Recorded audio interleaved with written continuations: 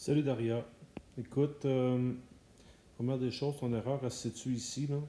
Aller jusque-là, tu as très bien fait ça, mais là, tu prétends que quand tu as de 3 moins log de 2 sur 2 log de 2 moins log de 3, toi, tu prétends que tu peux enlever les logs de 3 parce qu'ils sont pareils. Je vais te donner un exemple, là, que tu sais que tu ne peux pas faire ça. Imagine que tu as x moins y sur 2y moins x. En aucun temps, quand c'est placé comme ça, que tu as le droit de faire j'enlève les x. Tu vas avoir le droit d'enlever les x si c'est placé comme ça. Si c'est des multiplications. Si c'est des multiplications, là, tu vas pouvoir dire OK, les x, je peux les enlever. Puis là, dans cet exemple-là, tu pourras même enlever les y aussi. Donc là, dans cet exemple-là, il te resterait le 1 qui est ici. Donc, il te resterait une demi. Si tu veux encore mieux comprendre avec des chiffres, par exemple, imagine que tu as 5 plus 8 sur, disons, 10 plus 5. Essayons de voir si tu as le droit de barrer les 5. Est-ce que ça donnerait 8 sur 10? Initialement, quand tu fais 5 plus 8, ça donne 13. 10 plus 5, ça fait 15.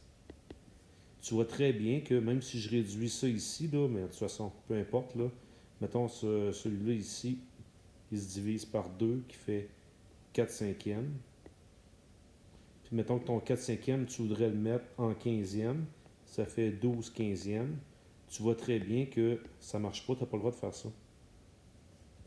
Puis, si je prends le même exemple, si j'avais fait 5 fois 8 sur 10 fois 5, vu que c'est des multiplications, là, ce qu'on aurait le droit des biffer, puis de dire ça donne 8 dixièmes, qui dans le fond est 4 cinquièmes. Alors, vérifions ça. Je reprends mon calcul initial, je l'emmène ici. Ben, 5 fois 8, ça fait 40. 10 fois 5, ça fait 50. Puis 40 sur 50, ça fait bel et bien 4 cinquièmes, qui donne la même chose que ta simplification. Donc, souviens-toi que si tu as des soustractions ou des additions au numérateur puis au dénominateur, ben, tu ne peux pas les simplifier comme tu as fait. Donc, tu es obligé de faire le calcul. Laisse-moi juste te montrer rapidement comment tu aurais pu le faire aussi.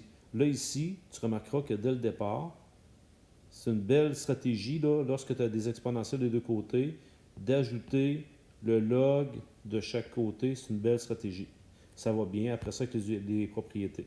Tu aurais aussi pu, si tu avais parti avec le même énoncé, ben, tout de suite transformer ça en log.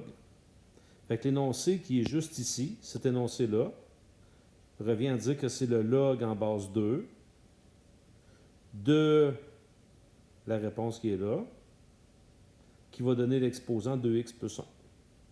Puis là, tu appliques les propriétés des logs. Tu peux envoyer ton x plus 1 à l'avant ici. Par la suite, tu vas pouvoir effectuer ta distributivité. Donc, tu vas avoir x fois le log en base 2 de 3, plus une fois le log en base 2 de 3, égale 2x plus 1. Puis là, la stratégie, ça va être d'envoyer le 2x ici, puis d'envoyer le log en base 2 de 3 de ce côté-là, en faisant moins 2x, puis en faisant moins log en base 2 de 3. Pourquoi? Parce que je veux regrouper mes x du même côté de manière à l'isoler. Là, il est présent dans les deux termes, donc je l'ai mis en évidence. Puis là, ben, tu comprends qu'à partir d'ici, ce qui te reste à faire avec ça, c'est d'aller diviser de l'autre côté. Donc, tu te retrouves avec 1 moins log en base 2 de 3, divisé par le log en base 2 de 3, moins 2. Et là, ben, tu te souviens, tu m'en as déjà posé cette question-là. Comment je calcule le log en base 2 de 3? Je fais log de 3 sur log de 2. Donc là, je vais faire 1 moins ça. Ça va être mon numérateur. Tout ça divisé par, ben ça, c'est le log en base 2. Ben en fait, c'est le log en base 2 de 3. Donc tu fais log de 3 divisé par log de 2. Moins 2. Tout ça, c'est ton dénominateur. Quand tu vas calculer ces deux valeurs-là, tu aurais la même réponse que si tu l'avais fait de l'autre manière. Voilà, j'espère que ça t'aide un petit peu.